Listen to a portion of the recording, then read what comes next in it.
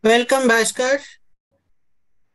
So I have just put numbers against your names so that your names are right on top and I don't miss them.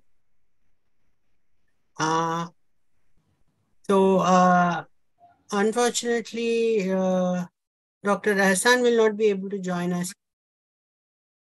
He has taken ill, and Alka will be reading her poems remotely. So she has sent me her recording and I will play it out. She is busy at work and not able to attend. So we are now just waiting for one more, waiting for Sanket.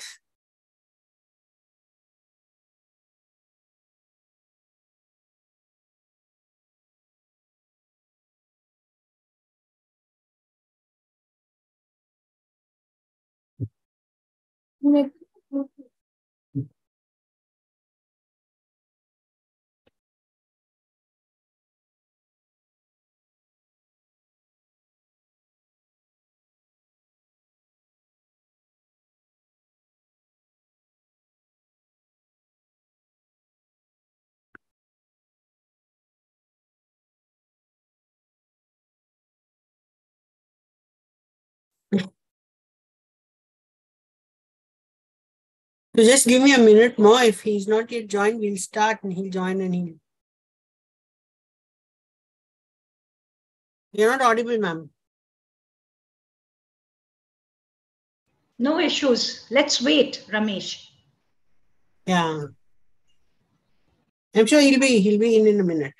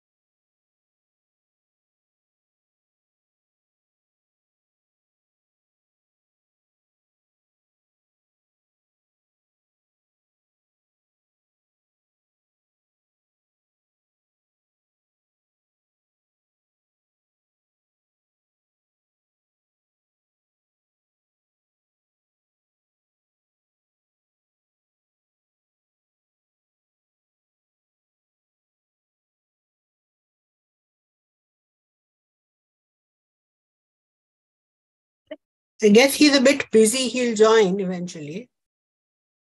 And so we'll start without further ado. We have 10 minutes for each.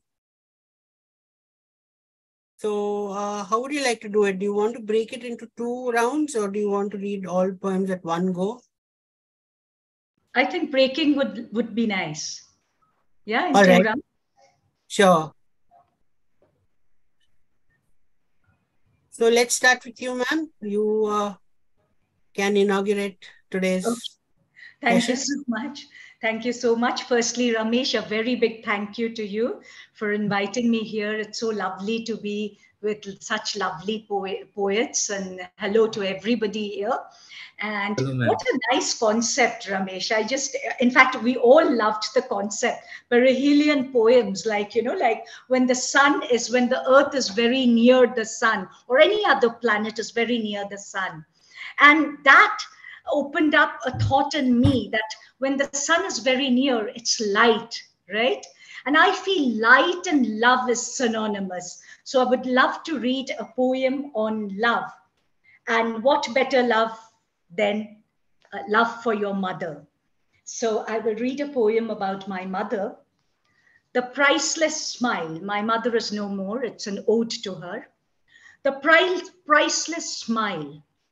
She looked at me through her sleep, smiled a priceless smile, her face ravaged with age, forgetfulness in her eyes, smile which had always encouraged me, smile which had always given me confidence, smile which had cheered me up. She so frail. I remember the Sorry, ma'am, you've gone on mute. She so frail and weak, sleeping wrapped up in a blanket. I remember the days when she wrapped blankets to keep us warm. Her strength was the blanket from all harm.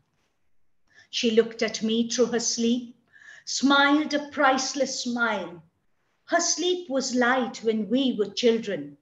Every time she used to quickly get up, help us in everything we did. Our every need, every whim was satisfied by her.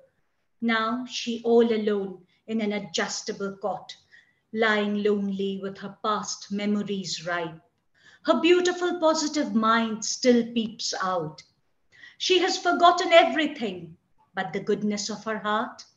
The goodness of heart is intact. My mother, my friend with her lost mind. Thank you.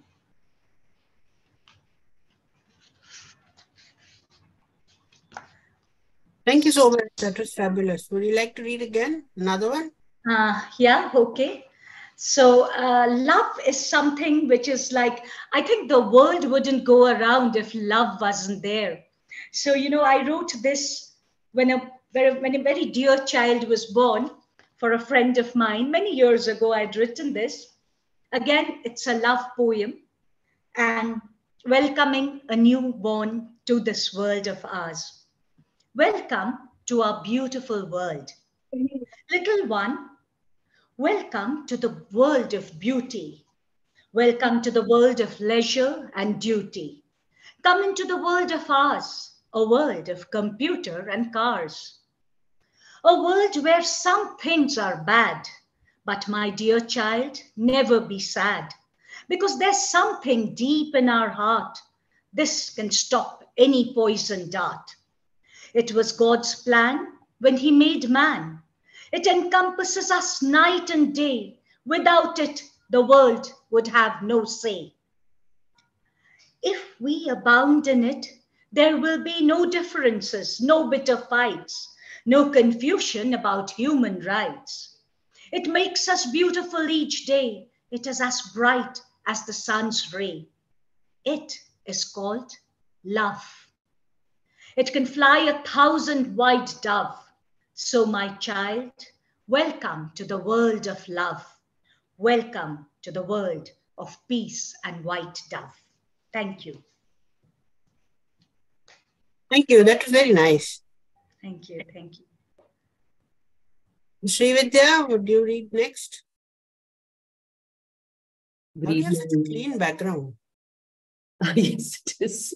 I managed to find one clean wall in my house, and I'm just going to park myself here and not move for some time. Thank you so much, Ramesh. I want to start by thanking you for this opportunity.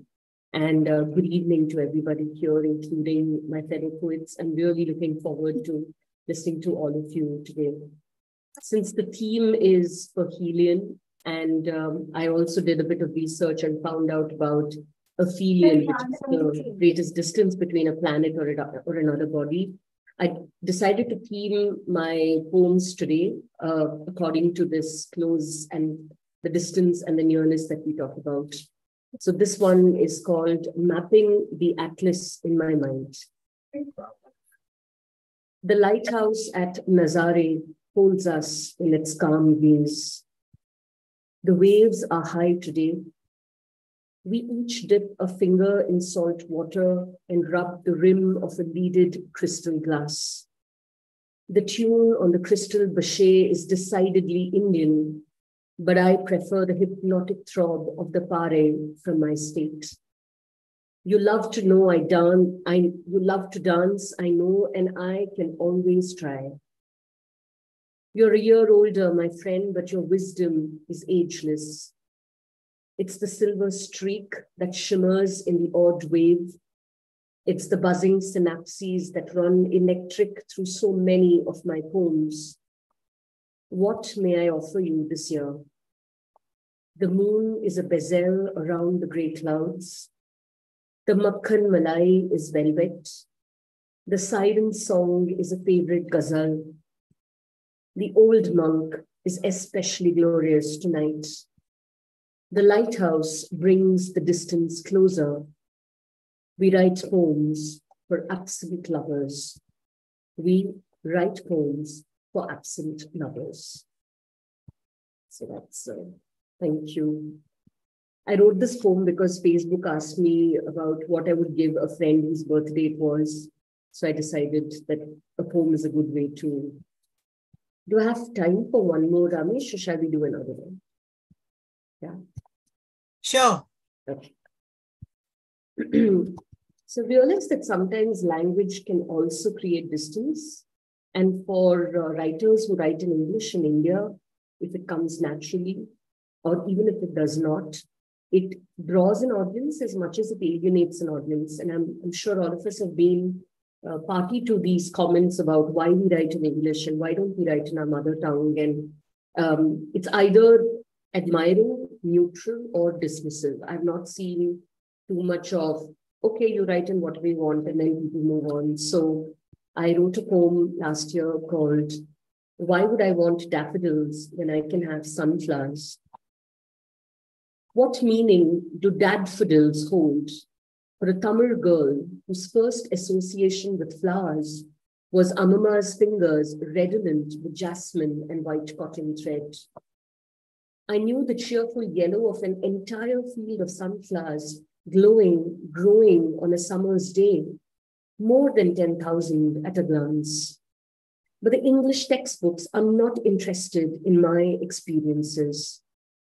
They want me to appreciate woods in snowy evenings when all I've ever enjoyed is the warm red oxide terrace and ghost stories in the moonlight.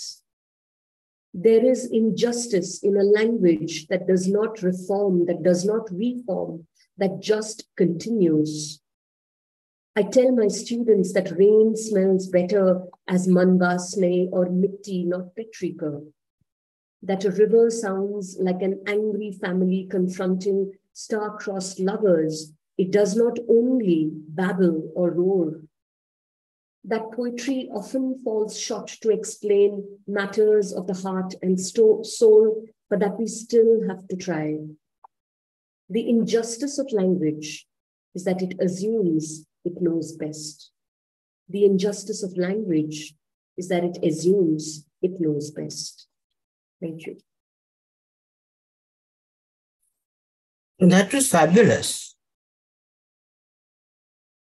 Thanks, Thank you.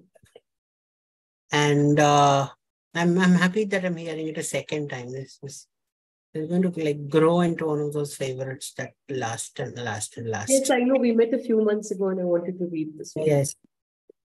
Sharath.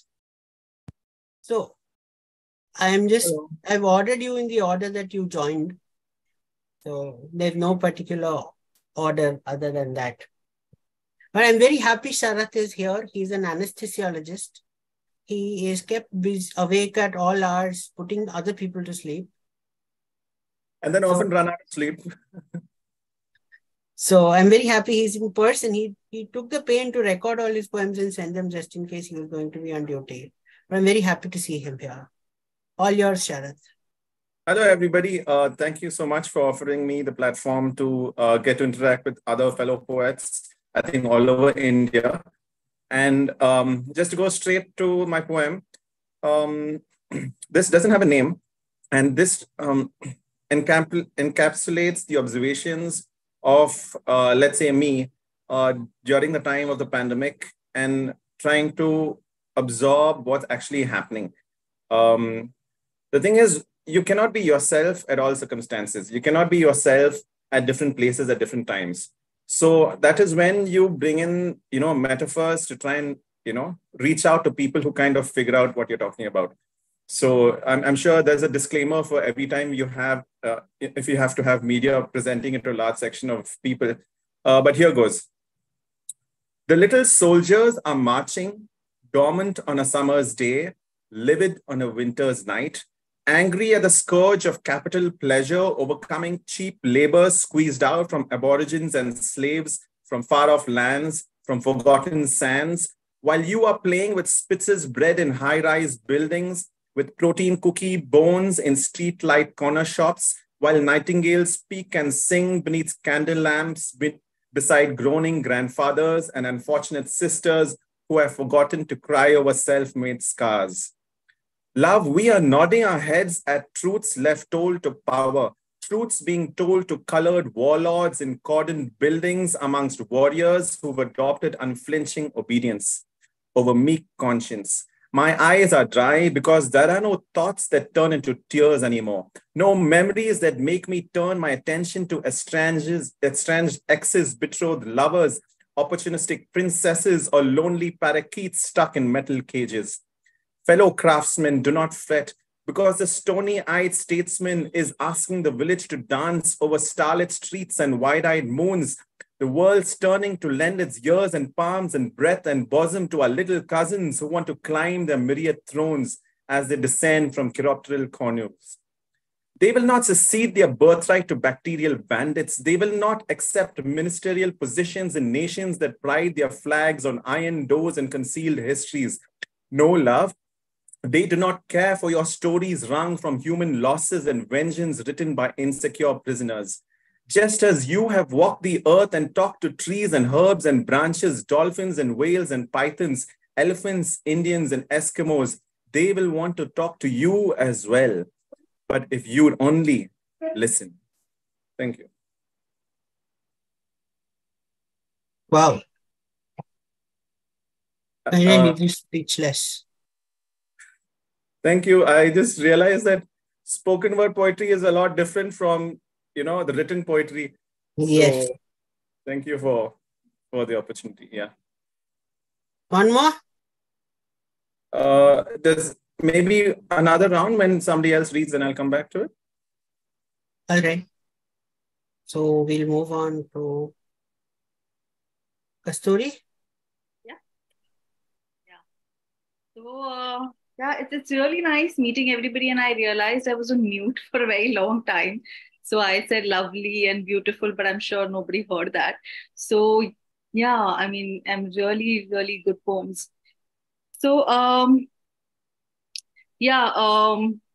the theme is very interesting. And what I really thought was, just talking about light and sunlight, because I love the sun and sunlight.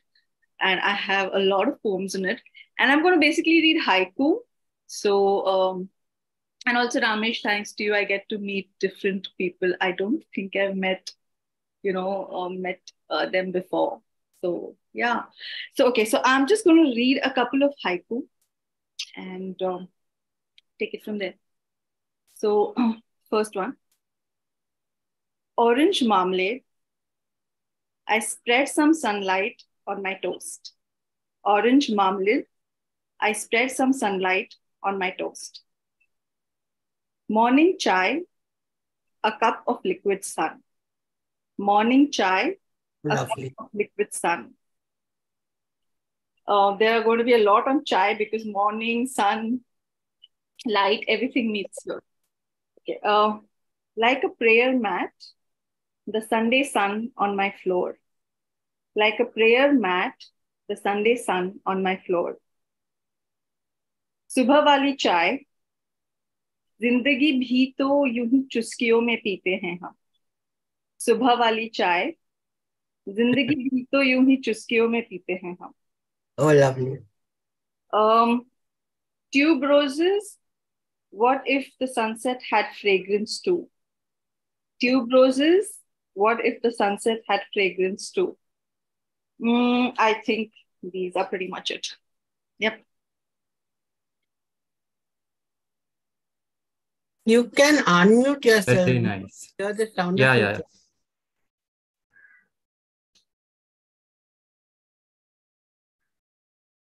Are you done, Kasturi? I'm done.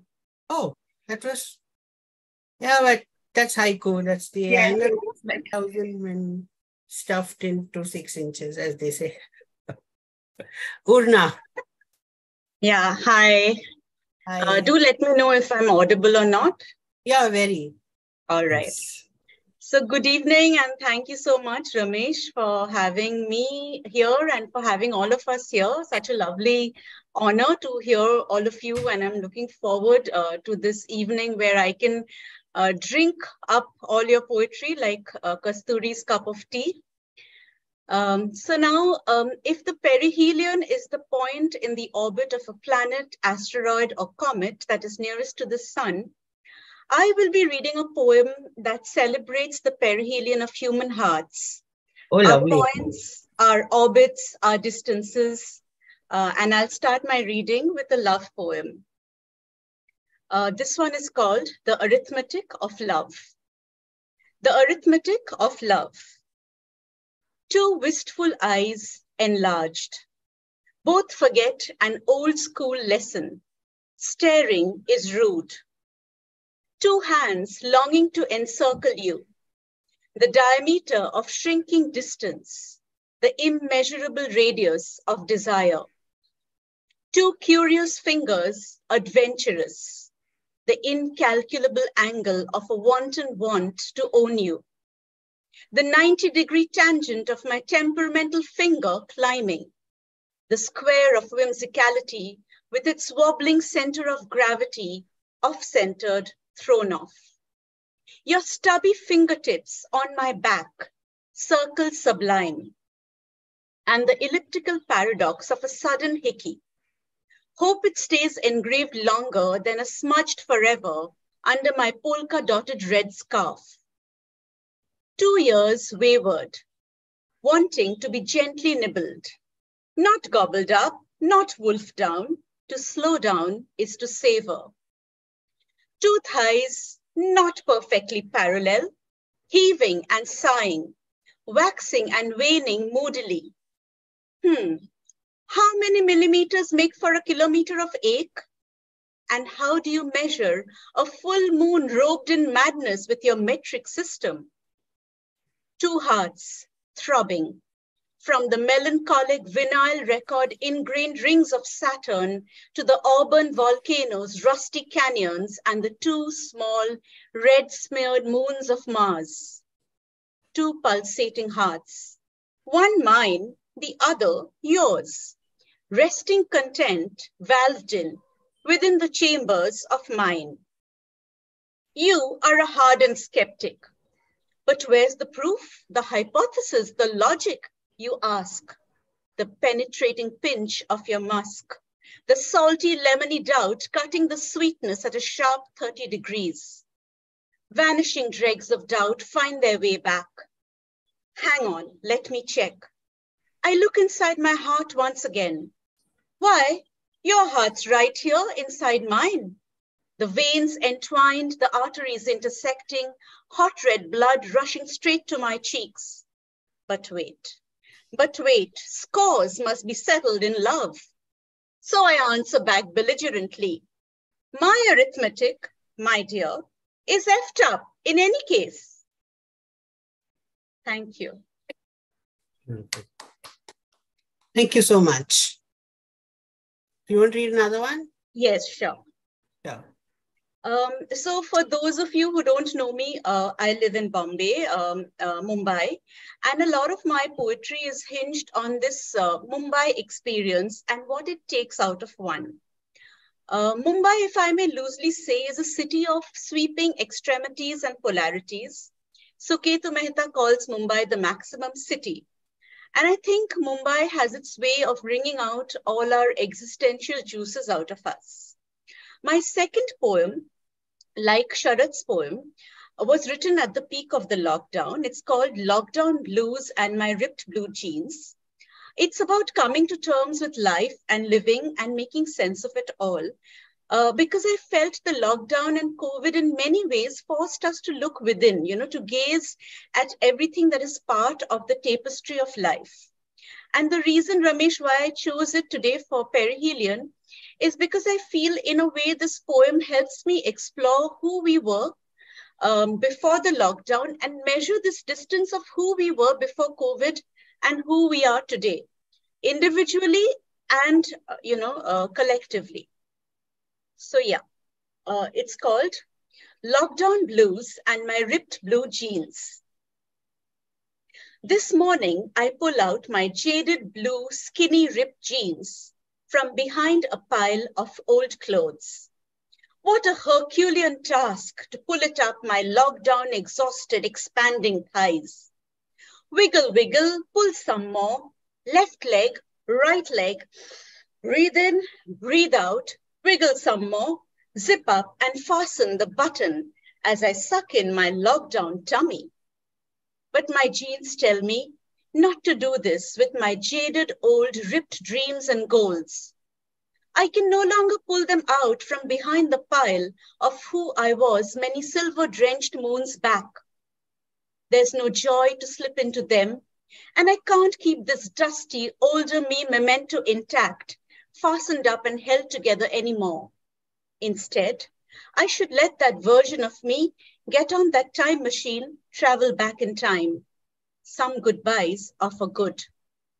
Now I have bought enough jeans to know the right buttons are a make or break deal. I have lived enough to also know the art of living is to know when to button things up, when not to, how much to, and how much not to. Wiggle here, wiggle there. Suck your stomach in, breathe in, breathe out. But I have this thing for this really old, tattered pair of baggy jeans and a slightly out of shape Pink Floyd t-shirt. It says, "Wish you were here." This combo isn't cool, sexy, or flamboyant, but it's comfy, lived in, has a late 90s vibe. They call that vintage now, and reminds me of my first crush. 1,000 fluttering swallowtail butterflies in my stomach, my tender heart reaching out for papier-mâché light, golden amber hurricanes, spinning, flitting, and dancing to the orchestra of Hallmark love cards and Archie's heart-shaped gifts.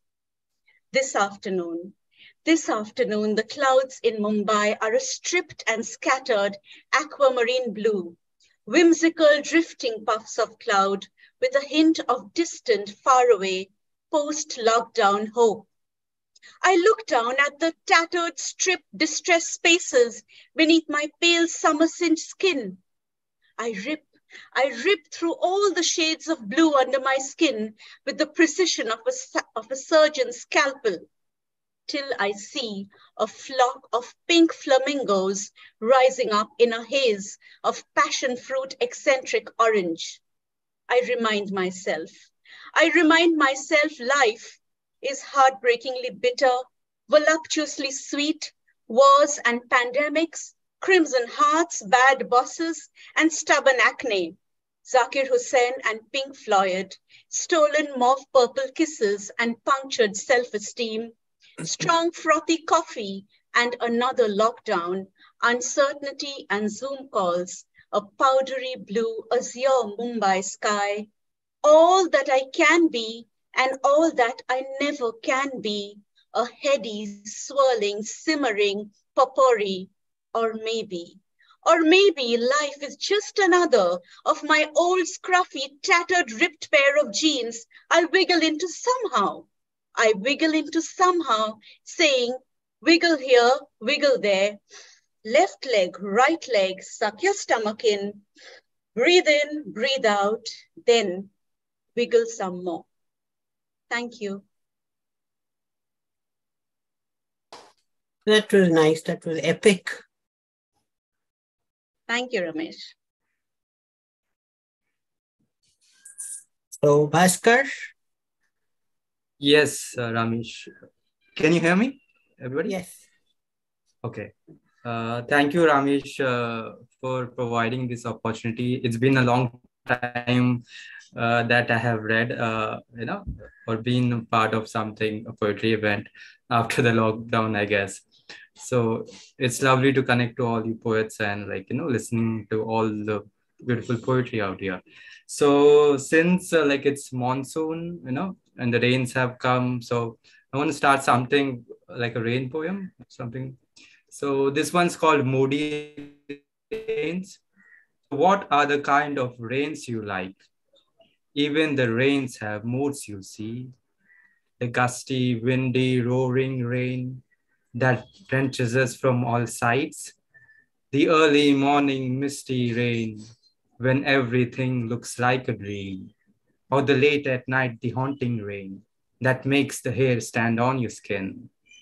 Are this the kind of rains you like, huh? Or the first of season virgin rains that touches the skin like a first kiss? Tell me now, and I shall pray for those rains. Then we shall watch, I from here and you from there.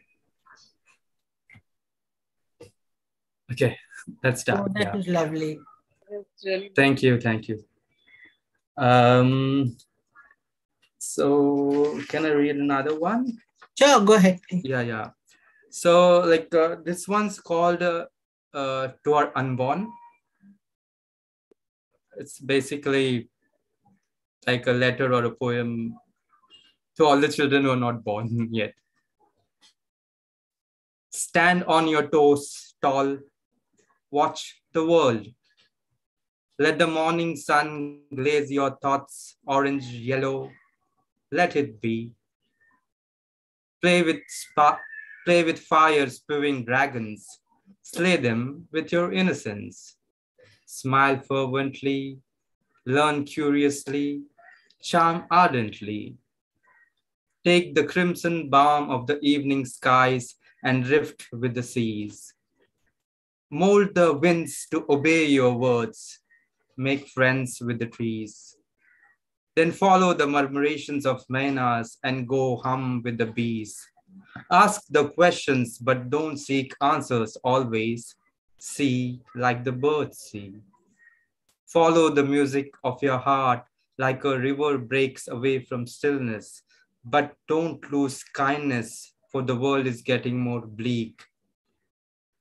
Hope these words reach you through an untamed landscape of spring. Your eyes are a reflection of my dreams. Thank you. Thank you. That was very nice. Thank you, Ramesh. Sanket, he's been invisible all this while. I think, first of all, thank you so much for inviting me to this, wonderful gathering. And most of the poets I've only read them on page. So it's just wonderful to see all of them here for the first time. And it's kind of very blurry, your screen. Yeah, so I think you guys will just have to blame the weather for it. Okay. And a really bad camera. So really sorry for that, guys. You in Mumbai or like? Yeah. I am in Mumbai, but in the foggiest part of Mumbai, which is known as Thane. Okay, I thought you were in the mountains somewhere, so it's foggy. Yeah, even better actually. So thank you so much for inviting me here, Ramesh, and all these wonderful poets. I've been really cherishing your work, reading it, rereading it a lot, and I've been learning a lot from all of you.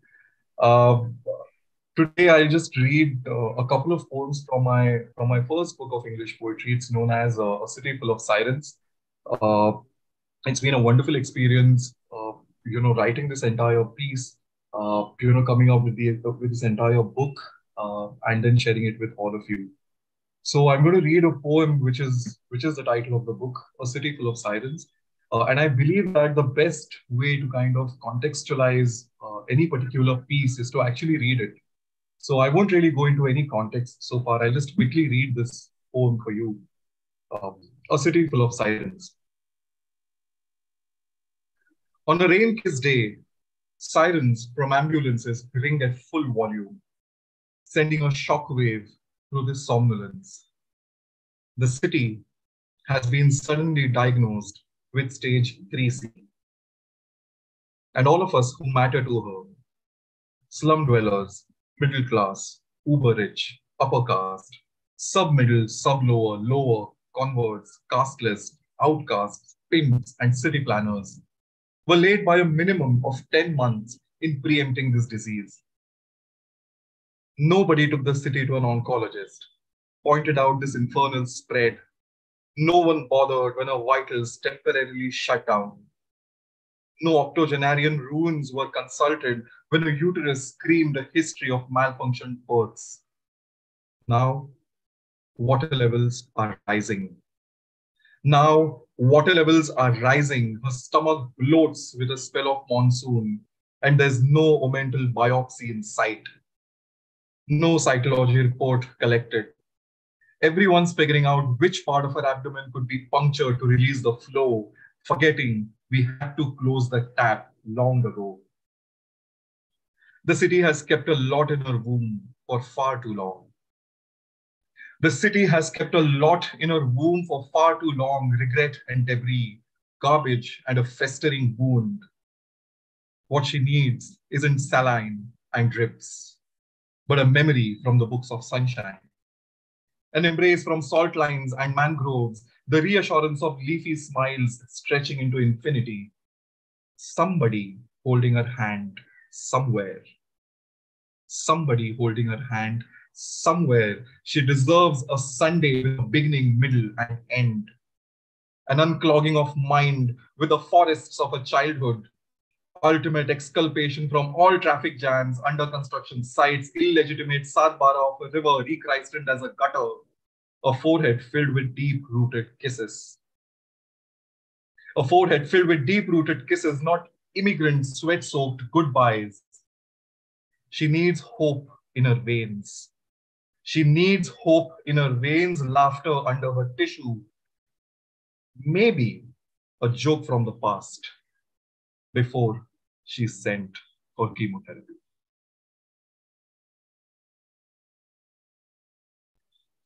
That was lovely.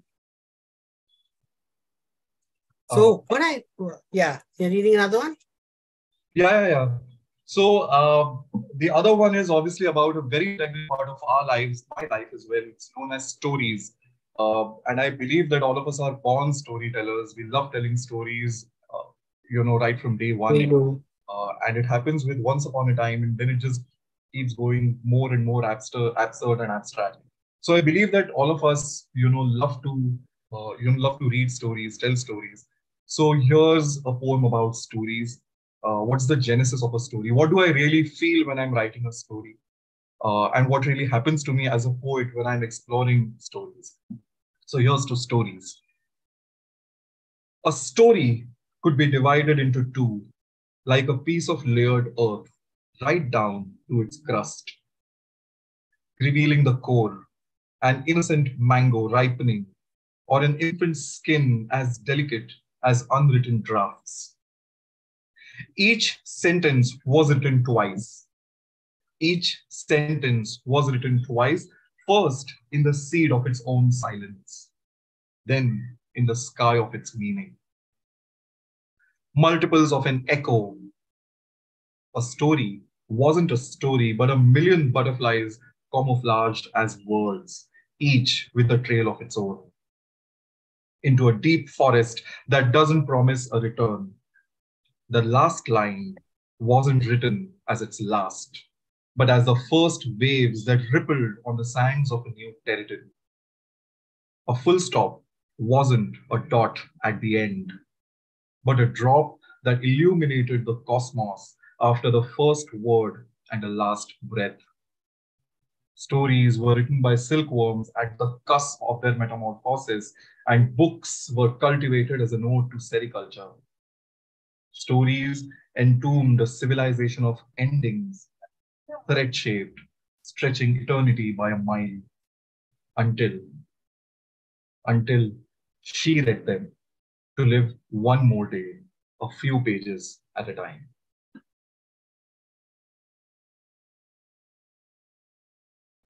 So thank you so much once again, and thank you so much for inviting me. And although I'm absolutely foggy and invisible, thank you so much for bearing with my voice.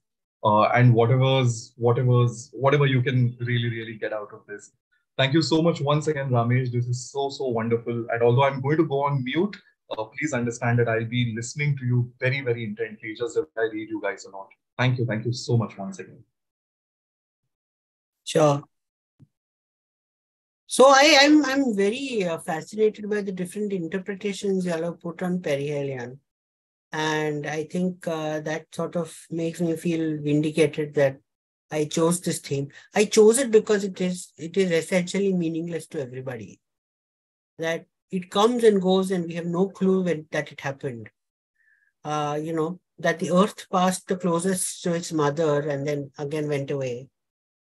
And, there's no religion around it. There is no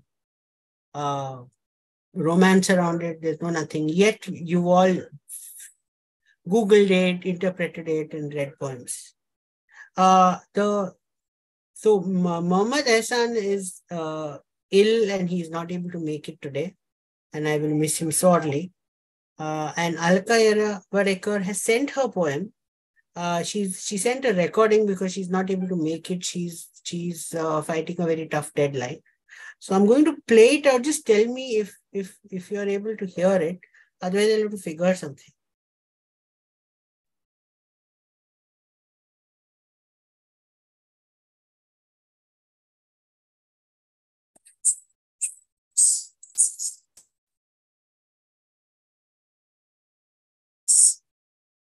Were you able to hear that? No. No, Ramesh, it's not audible. Okay. Let me try something else.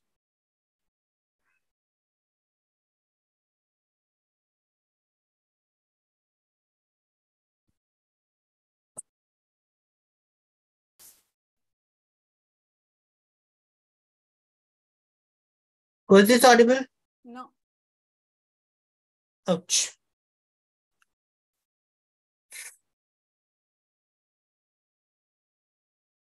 I'll have to do something funny.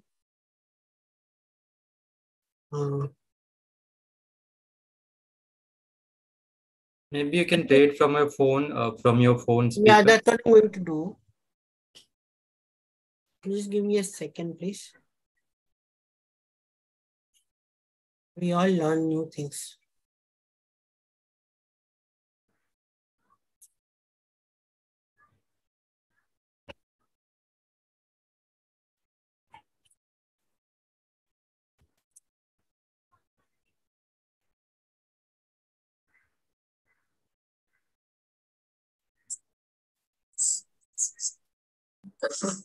I'm going to read out a few of my poems.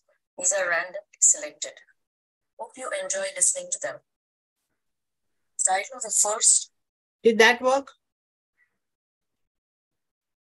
Okay. Yes, we could hear. Yeah, we can hear. Okay, thanks. Poems. Something shifted, broke away. Between yesterday and today, the space seems different. Carving, they call it. Did you hear the cry of grief over its great cracking thunder during the night? I am now a new continent. The next one is titled, Not Unlike Trees. The thing about grown trees is that they burn down in forest fires, but their roots underground and the far-flung seed, these bide their time for the next shower, like the many-splendored beast that keeps a fresh root stuck deep in the heart, just in case, whose seeds break open at the first inkling of tenderness, whose seeds break open at the first inkling of tenderness. The next one is called Elusive. It lurks at the edges, at the periphery of my vision, slipping, slithering, undulating like a serpent, tantalizing, taking flight, swooping, diving. And just when all its parts seem to be falling in place, along comes a harrier, picking words off like prey, dispersing the rest over the shimmering waters of the mind. If only I could lure it into my gingerbread house, but the poem insists on being a wave and a particle at the same time. The next one is The Sea of a Million Sighs. At the soft rising of an unkempt dawn, he walks into the empty wilderness, hands deep in thought in windsheeter pockets, idly caressing the smooth grey pebbles inside, picked last year. There are no faces to remember. A dawn is always a new beginning, isn't it? The phone has not rung these last few weeks, except to market a new credit card. How years can coalesce into a singular memory of nothingness. The lone gull screams at the gently heaving sea.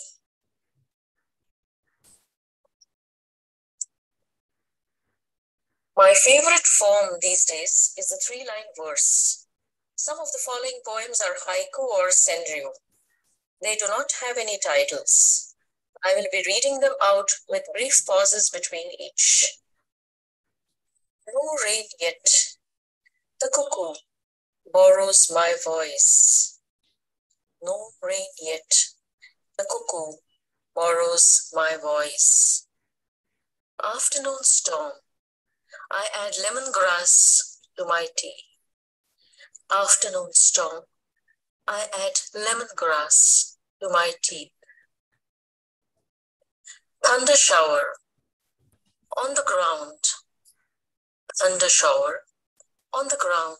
A pool. A pool of gulmohar petals. Thunder shower. On the ground. A pool of gulmohar petals. Season berries. Foraging late season berries. Crumbs of summer in my basket. Crumbs of summer in my basket. Soft rain. Soft rain. The flowering of Iora calls. Soft rain.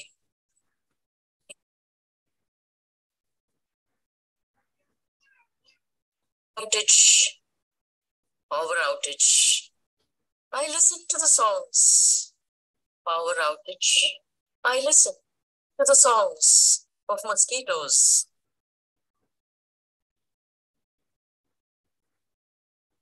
October sunshine. October sunshine. A sunbird. A sunbird wipes its beak on a babool twig. October sunshine. A sunbird wipes its beak on a babool twig. Winter morning. The shiver. Winter morning.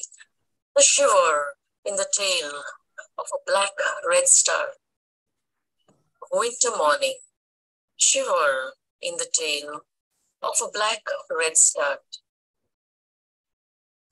Rikshasana. Rikshasana. The one-legged resting. Rikshasana. The one-legged resting of greater flamingos. The last one is a dilemma.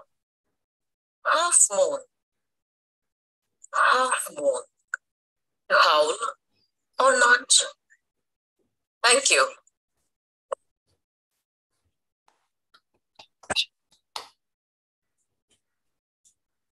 These were lovely. Thank you. So we finished round one. And what I'm going to do is take a U-turn and go in the reverse order. So is that okay? Yeah. Cool. Then Sanket, I throw you under the bus. It's a TMT bus. You don't have to worry.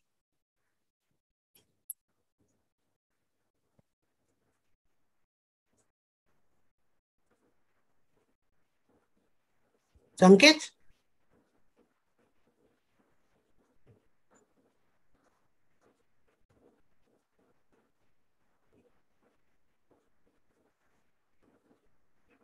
Is he there?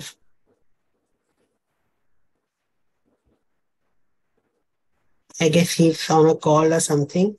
We'll skip. And Bhaskar? Yeah, sure. So for the other set of poems, I would like to read something which was written for the rivers, you know. So since this is Earth Day and like how everything is becoming meeker, like, you know, the rivers are dying and the environment is just going to the bend. So this I had written for the rivers. It's called Dream Rivers. Last night I dreamt of a river, the river of bounty, the river so wild and free. The river tugged at my hand like a child, exclaimed, "Come and play with me." At times it hid inside the rain, at times it seeped into the sea. Last night I dreamt of the river flowed right through me. I listened to its stories of joyful existence, river surrounded by greenest trees, nesting birds and honeybees, but more of sadness and emptiness, the apathy in our silence, and the monster of our greed. Last night the river played the raga, melodies from Ganges, Jhelum, and Ravi. The river throbbed in my veins, like a friend it came and spoke to me. The river spoke of sin and penance and how we need it for sustenance. The river needs us to find meaning. So when the morning sun broke my dream, I went looking for the river of my dream. I found it shrinking beneath a mountain. So I poured to the river and wet my feet. Thank you. That was nice. Thank you, Ramesh. One more? One more, yeah. This one's, I think I'll read one which is related, like of late I've been writing a lot of nature poetry. So this one's related to a tree. It's called The Joy of Watching a Tree. You have to watch it long enough. There is no intent of becoming a tree. Just watch it with benevolence, how it stands tall, its trunk erect like a spine, roots like legs clasping the earth, and branches spread like a 100-handed god fanning humanity. Full of goodies. Some get flowers, some sweet fruits. The joy of watching a tree ripe with promise, not arriving nor leaving, lulling us to sleep on a hot summer afternoon. Thank you. That's lovely. I have a big jamun tree and a jackfruit tree opposite me. It's lovely from day after day. And all the things that go on in there. Nice. So, Urna.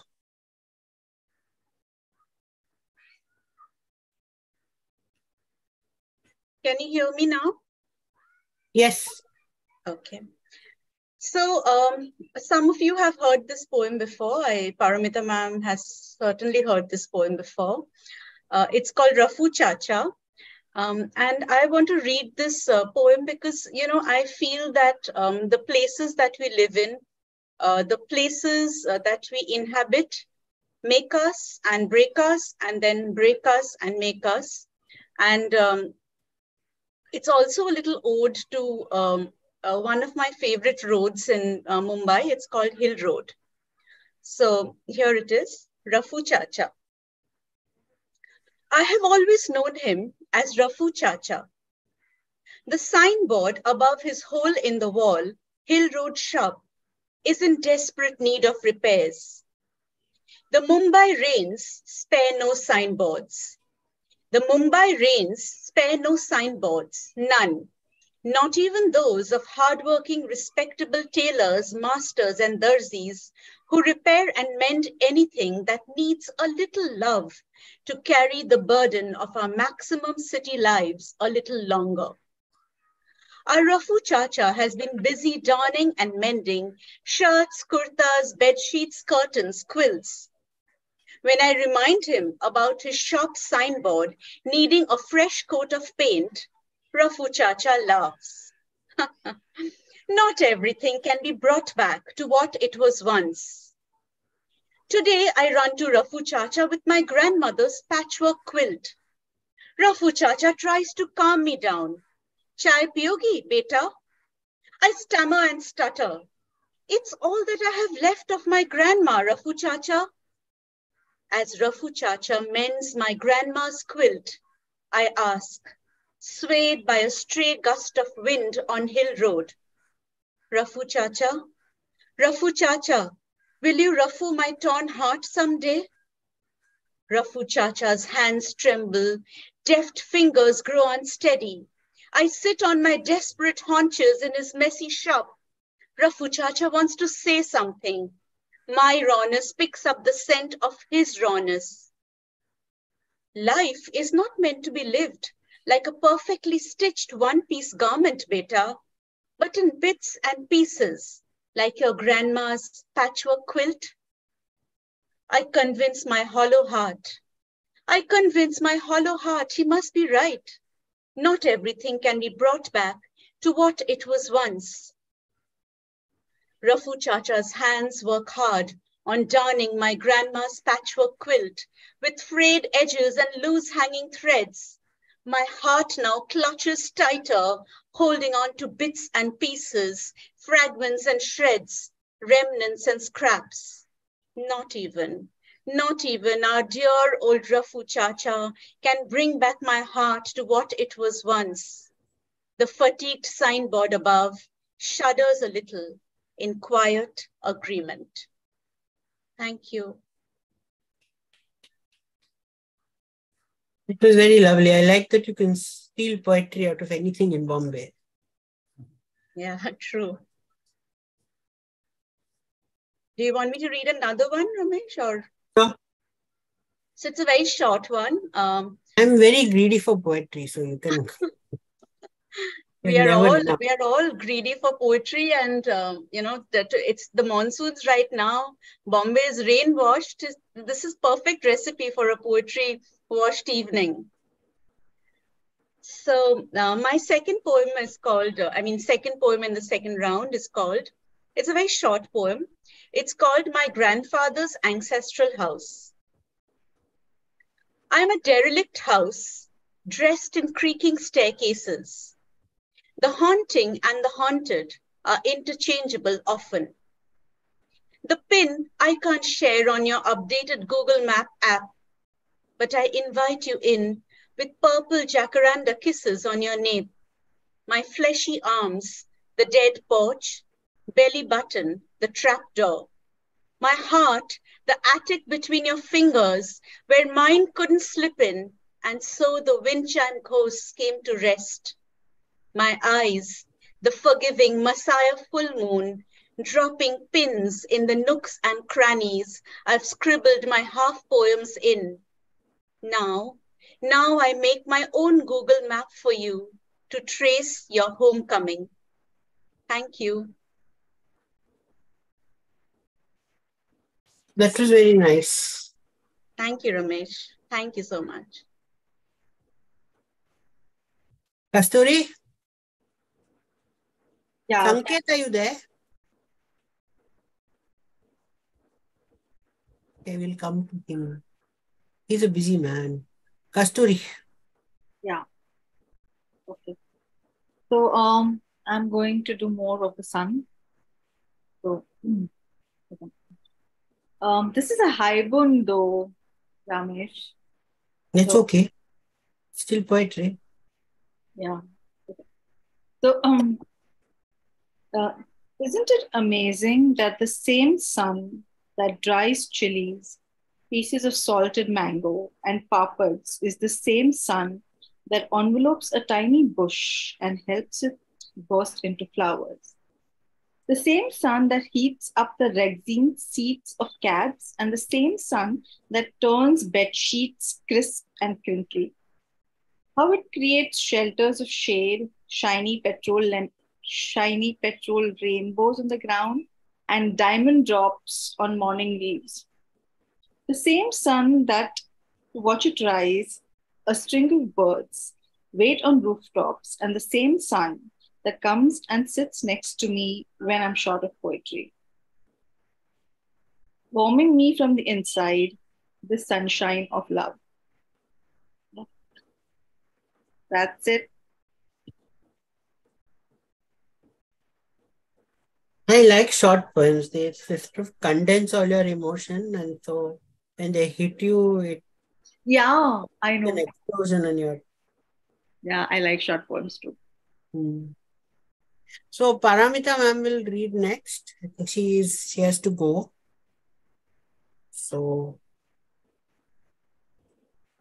thank you, Ramesh. I have an event just after this. Thank you so much. Now, since I feel today I am the oldest poet here, and I think this poem is something I have realized when I was aging and am aging. So this poem from my book, The Golden Window, is called Aging is Fun. Years are being added to my life, a doting mother and a devoted wife. The days of hop, skip, and jump have gone. I feel breathless when I have to run. Negativities which pierced me and hurt me before are just like dust now, and I sweep them out of the door. Good and kind people who help me in need, I cherish them and plant them in my heart like a happiness seed. I'm aging, I am getting old. But insecurities have fallen off and I have become bold. Grey hairs are popping up here, there, and everywhere. But no longer am I scared of my weaknesses to share. I wear clothes more for my comfort and style than fashion. New things I do now with so much more passion. I try to treasure every beautiful moment of life, of time. My hunger for goodness has gone. Now I know the good and bad rhyme. I'm aging. I am becoming old. But it is a lovely age to understand imitation from gold. Everything is becoming clear now, all that was vague. I can shun and avoid plastic people like plague. A new type of freedom has spread in my mind, a new type of confidence which is hard to find. My skin is getting wrinkles and it dries up fast, but I regurgitate and enjoy memories of the past. With exposure and experience, I am so much more refined. Different cultures and arts attract me now as they are more defined. I have become thirsty to learn new things every day. I want to support and help others in my small way. All responsibilities coming to an end, reaching out like a banyan root and finding new friends. I want to make all around me happy and to them joy give. Until death comes, I want to always live. Thank you. That's a fabulous one. Hello? Yeah. Yeah, I think none of us is going to fit Purna's genes anymore. So learning to age gracefully is a skill that we need to learn. Just a shout out to Shiva, Priyanka, Saurangshu, Sujata, Saloni, Tushara, Jayashri and Shruti for being with us all this while and listening to these poems. Thank you so much.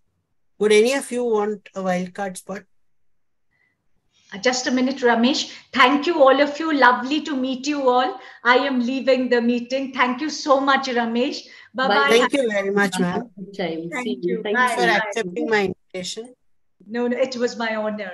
I'm humbled. Thank you, Ramesh. Take care. Take care, all of you. Thank you so much. Bye. Bye. Bye, ma'am. Anyone from the audience? Tushara, Saloni, Shiva, Priyanka,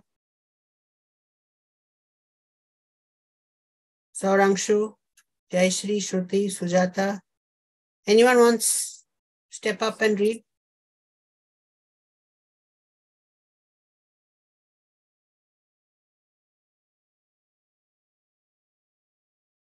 No? Shall we go to you, Sharat? Hello. Yeah, welcome back to my window to the world. I'm Bangalorean, and I've moved to Delhi 2 years ago. So the moving of the cities and getting acclimatized to a different environment kind of reminds me of Urna's poem about Mumbai and stuff, and what the city means to you, what you mean to the city. So at Delhi, I hope to get acclimatized, but I don't think that's kind of happening because I'm kind of a stereotype Bangalorean. That's what I call myself. But however, this poem is called I Am a Delhiite. I am a Delhiite. I am a seamless path from the inner mind to the outside, laid bare, direct, incapable of conversation. Look at my biceps. I am a Delhiite. The amygdala, the seat of carnal impulses of food, alcohol, and sex, has no filter. I am no more sophisticated and complex, southern and simple, articulate and chill. I want it, and I want it now. I am a Delhiite. This is my father's road, and this is my BMW. These lands that were my father's will soon be mine. There's alcohol flowing in the taps, and beers for losers who want to talk. In Delhi, you don't talk. You just, I am a Delhiite. We will go to Greater Kailash 1, and then to Connaught Place, and then we'll go to my place. I am a Delhiite. Thank you. Lovely. So quite the stand-up of Delhi. Thank you for all the laughter. Thank you. Thank you. I thought I'll change the mood a bit. Yeah. Yeah. Another one? Yes, yeah, another short one. So this is called German wheat. If you know, it's about brewed beer. The froth on top, seated in quiet effervescence of a placid chrome, deluge of a journey, 20 centimeter tall, beginning with the chill greeting of a bitter hello, leading to a comfortable handshake, asking you how your thoughts deep inside you are, hinting if you would like to reach out to her. But you desist, because Saturday nights are to let yourself loose, groove to 90s rock, tap your toes to 80s dance. My chemical romance with you is dead. But now I should drink, eat, express, not cry over spilt relationships. Let those carbonated bubbles burst into air inside of my drowning being. The air is lighter despite an air quality index of 240, nodding my head to sweet home Alabama because my home is not sweet anymore. The demands of the vengeful root should not matter to me anymore. Yellow nightshade bulbs telling me the light is inside me, not where your forefathers tell you where it is. But now sediments rest at the bottom, filling my soul with a quiet peace. All is water, and it is water I will become. Thank you. A little concerned at how much I'm enjoying the anti-Delhi sentiment. The anti? The anti-Delhi sentiment. I'm enjoying it, and I'm a little concerned. I love Delhi. I'm very politically correct now. I love Delhi. Great, great. Thank you. Hello. Over to you, Srividya. Oh, I'm having so much fun in this poetry reading, Ramesh. Thank you so much. Thank you so much for doing this. So I've often been called a love poet, and I realize that we write a lot about love. We write a lot about love, but we don't write at least I don't write, I should paraphrase that, so much about friendship. And so I decided to write a poem about friendship, and this one is called A Friend in Fraught Times. Sisterhood is a joke flung at you across a classroom in sotto voce. This hood isn't all paved roads and parijat. It's sometimes a cactus to your ribs, a sword clasped between teeth, a dirt path filled with potholes of repetitions and I told you so's. A lot of retelling and passing down to the bare bones of emotions. Sometimes sisterhood is just a term. It's used to sound cool, to make only a statement, like feminism and positivity. Sisterhood is tolerant of these attempts at appropriation, but deep down, it knows what's what. I've always felt that sisterhood is that 2 a.m. call, but also the discussion on the perfect mat compact, or why it's vital to not overboil tea. Sisterhood fills in the gaps between fingers in the ribs where love and chocolate cake used to reside. When loneliness comes to us in the most crowded of places, why? Sisterhood makes a friend of that loneliness too. Thanks. Gorgeous.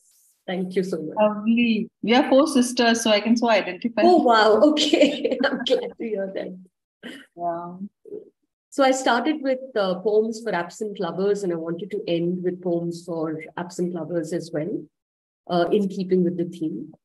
This one is called Inexplicable Grace.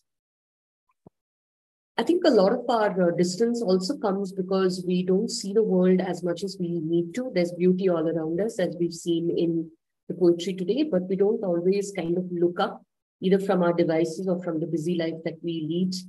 And I wrote this poem as a reflection of that thought that I had in my mind. Inexplicable Grace. Every day, a humpback whale breaches next to the kayak. Dawn is slowly coming to in streaks of dusty rose and delft blue. I hear it, but don't listen. I see it, but it doesn't register. Each day, a sakura is a canopy, an umbrella, a gentle shower. I look down and see the colors, but my shoes make short work of beauty. At Auburn, the paper lanterns gently glide my grandparents' home. The river is aflame. The fish watch souls pass by, their gills shimmering in the light.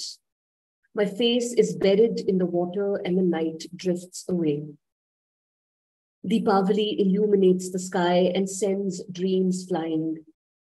The deep orange of the halwa and the smell of new clothes punctuate the air. I withdraw into the forest when nothing reaches. A hand holds me every single time. The hug lingers for as long as I need it. A heart beats my name. An aura that's turquoise and tanzanite. Warmth, love, such love. You'd think we'd hold such grace in a lilac grip, grateful to know it, to have it. But we don't see. We are too busy. We write poems for absent lovers. Thank you. Thank you so much. Beautiful. Beautiful. Thank you very much. Thank That you. was lovely. Yeah. So, do we write poems to present lovers? I think we end up with different priorities at that No, point. I don't know. I think, no, you're not asking me this question, are you? No, in general, I think all poems are to absent lovers. I don't know. Is that what all the other poets think as well? I don't think so. You know, Carrie Fisher said, take your broken heart and make it into art. But I think you also take your full overflowing heart and you can make it into art. So I don't think it should be only for absent lovers. What about the gorgeous people who are there in your life right now? That's what I was saying. We don't seem to acknowledge beauty and love and giving. And we're always hankering for that we cannot have, or that we had, but we didn't acknowledge. Yeah. That begs me to question, because if you have to write something to somebody who's at the present, whom you're kind of interacting with, they'll say, what is this? I don't understand what this is. What is this? You know? You might scare them also, yeah. Yeah, that's true. Yeah, I think it's generally absent lovers, yeah. With present lovers, the priorities change. Poetry probably takes a backseat.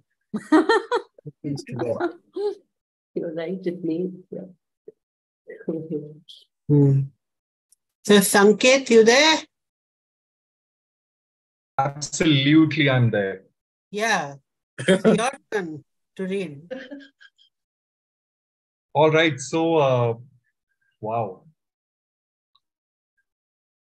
The whole poetry session is just turning denser and denser. And I'm just trying to figure out what do I read next. Okay. Denser in what meaning?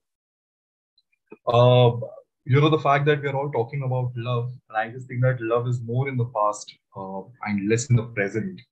And that in itself is a big thing. But the fact that it exists and it kind of drives us all to write, that's more for us.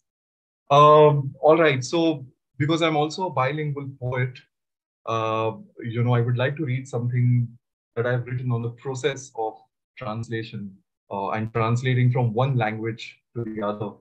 Or rather, let's just say that it's all about transcreation. Sure.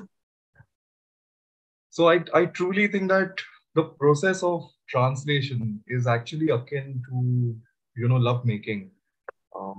And you wouldn't really know how to translate unless you know how to make love to languages. And that's what I've been trying to do to both my mother tongue, which is Marathi, and obviously English. And that's what, through this entire hybrid experience of, traveling between two languages, this is the experience of writing a poem. The poem is known as Anuvad. Anuvad. Translation happens when two languages make fervent love on the creaky charpoy of literature. It doesn't commence on the pure whites of serene pages, but in musty rooms on dusty bedsheets rented by the hour. Creased with years of isolated destinies and skin-colored cravings, languages undress text and strip semantics, unbutton sentences and unzip grammar like hungry lovers. They reveal their naked selves in a never-ending gaze of two mirrored silences, sizing their own infinite possibilities. Then, one language climbs atop another in a feverish teenage frenzy as if to make love. Instead, they trace one on the other with chalk-like hands on the slate of their chests, celebrating the akshar and the alphabet, the shabd and the word, redefining the age-old alchemy, not known to any linguist yet. They giggle, knowing they were born from the same bird song. One language yields. One language yields the letters, part to reveal the honey within. The other language penetrates, infusing the scent of fresh earth of the land it came from. Translation happens when languages give each other the solace of their rhythm, when they impart not just their syntax, but their faces, when they experience a unified starburst of uncaptured meanings. They lie after this maddening rush, legs entangled in a mesh of satiated phrases, whispering softly in million ways they could keep translating each other, not knowing when language took the surname Bhasha and translation transformed into an Anuvad, so they could argue and enjoy this beatific make-up sex repeatedly until a new dictionary is born in remembrance.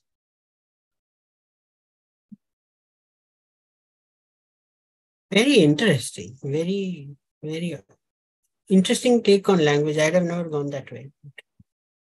That's why you have to bring poets from all corners of the country. Right. And I think,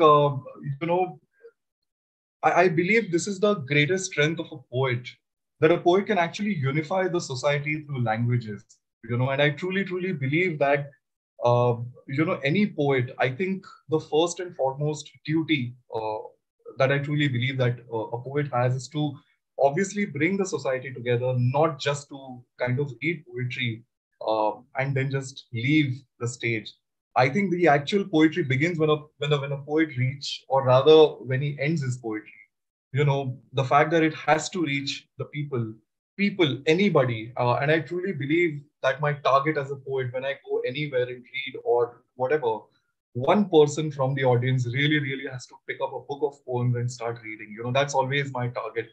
And I truly believe that if our poems can actually shape, the generations who are coming after us, who can actually bring poetry back into mainstream society, I think there's hope for all of us. I think then our job as a poet is actually done. It just does not happen when you write a poem or when your book gets published or, all of that. I think that's all, part of being a poet. I think that's all of our job descriptions, the way we, if you really have to corporatize this particular thing. But I truly and honestly believe that, your job as a poet is done when somebody else starts reciting your poetry in broad daylight, in public, in front of people, and your poetry does not just remain a poem, but turns into a manifesto. So here's for that. And yeah, so I think one of the poems that I've written was, in a COVID center. And I happened to stay there for 11 days. And I truly believe that, all of us who are actually human beings should experience a COVID center at least once in their lives, because this is where I actually saw humanity at its best. Okay, I've seen people come together as a community. I've seen people, absolute strangers to each other, mourn death, fight death together.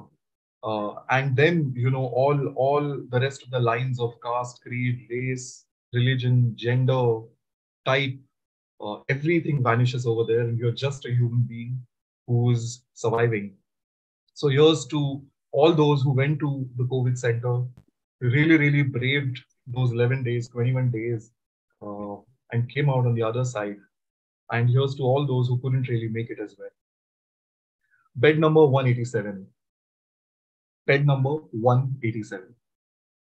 She was left, an abandoned half-thought, and because her name was a mumble of stuffed breaths, I called her 187. A lonely prayer, searching for God at the entrance of Hangar A. Paper skin melting into water. Enough to drown a generation of 400 beds. An island whose language is a mishmash of silence. She kept searching for a son. Now, a safe distance away. Always hungry, she gulped half-cooked broth like truth. Regret tasted bitter, but at least it tasted like home. She chewed hunger for dessert and smiled. A night ago, she held my hand and cried, "If I die here, will you take me back to my village?" Handing me a letter with no address on it. I have to leave, I said. I have to leave, I said. I'm cured. She smiled and wrapped her wrinkles around me, the only gift she could give before going to sleep. And that in itself was my experience. And really, there was a woman who was 78, I think 80 years old, who had completely forgotten her own name. She had forgotten, names of her children, and there was nobody to take care of her. And this was a poem for her. Yeah, and there was a lot of pathos in that. I've gone through what you've gone through. I was in a hospital for 11 days. It was quite thin. I think it made us human, and then somehow we managed to forget it and we went back to our little divisions. And then we discovered that we were this religion and this tribe, and we've just gone back. We've kind of forgotten everything. But your message resonates in the sense that one of the purposes of hosting these readings is to bring people together, and that's why I try to avoid any specific religious or social or any other kind of symbolism, and I've picked rather astronomical events. So, those events happen whether you exist or not.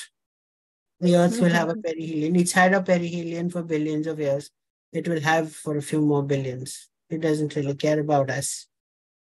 But, we need to care for it if we need to be around on it. So thank you everyone for joining me and accepting my invitation and reading.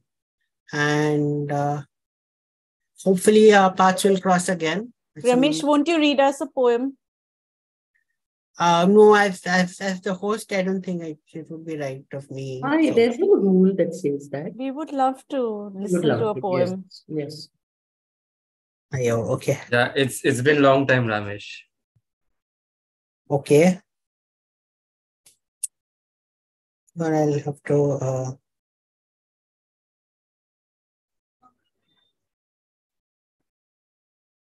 no, I'll have to hunt. See, you caught me unprepared like this.